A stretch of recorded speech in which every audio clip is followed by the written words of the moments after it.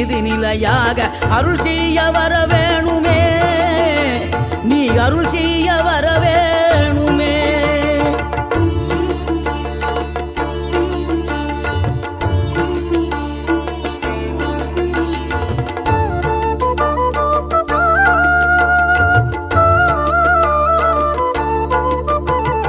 இகழ்தலையும் புகழ்தலையும் ஒரு முகமாய் கருதும்படி செவி உரைத்த முத்து குமரன், நீ வறுமையையும் வளமையையும் சமநிலையை உணரும்படி மதி கொடுத்த செல்வ குமரன். தடை 100 வந்தாலும் செயல் வெற்றி ஆக்கி தரும் தாராள குணம் கொண்டவன், நீ வலை வீசும் அறிவுக்கு தொலைவானவானாகி